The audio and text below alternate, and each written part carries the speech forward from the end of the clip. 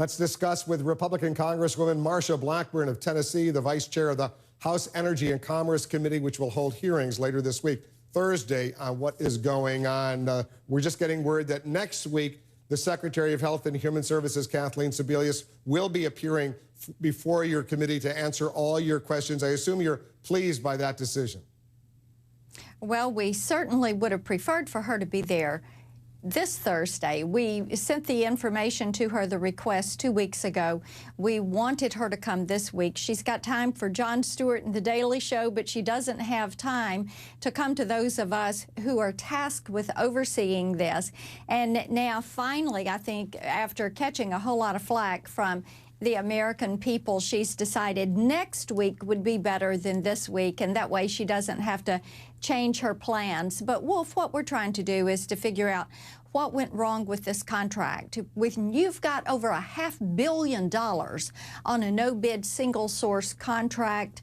You've got some problems. Most web developers I have talked to have said you would expect for about $500,000 to build this type aggregator website and not the exorbitant amount of taxpayer money that went into this, and it has been a colossal failure. Let's talk about that money. You're saying it's the U.S. government, the American taxpayers, have already spent $500 million on this website alone? Because I've heard various numbers, 200 million, 300 million, 400 million, but you now have confirmed, based on the information you have, it's 500 million?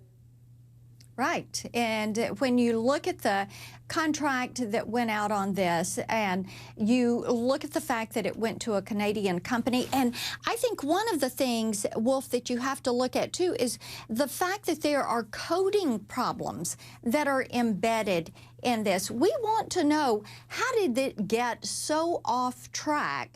And Secretary Sebelius, who is tasked with overseeing this, why was she not on top of this? When you talk about this amount of money, you talk about this period of time, it's problematic. Now, what we are going to hear from this week will be some of the contractors who have worked on this. We think we'll have 4 contractors in front of us, CGI, Equifax, and Serco. A couple of others.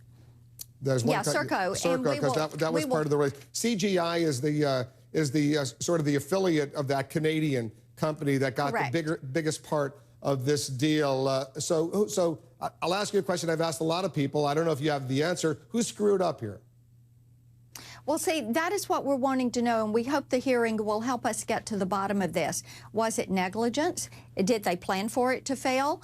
Well, I'm sure they didn't plan for it to fail, because they've suffered a great deal. It's humiliating. It's embarrassing the way it's been rolled out, the website.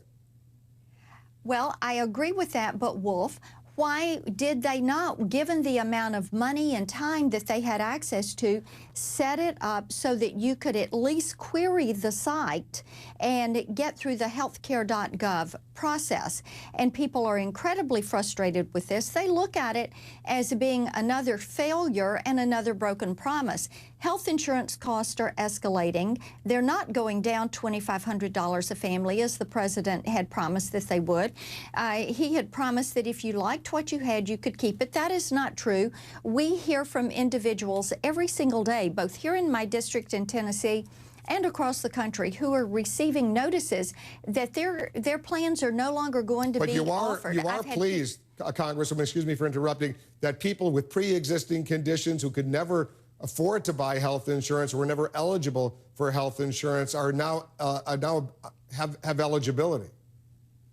But, and I will, of course, we are pleased that they have access to something. We, on our side of the aisle, would have handled it differently with some state-based risk pools so that they had the ability to have access to affordable health insurance. And, Wolf, that should be the goal of everyone in this process. How do we make certain that everyone has access to affordable health insurance? What we see happening now is that people are being priced out of the health insurance market, and what started as an $863 billion access to health insurance program has become a $2.6 trillion takeover of the healthcare industry, healthcare delivery, healthcare access. We got to. Yes. Unfortunately, we got to leave it there. We're out of time. We'll continue on another day. Thanks very much. Thank you so much, Wolf. Bye-bye. That's it for me. Thanks for watching.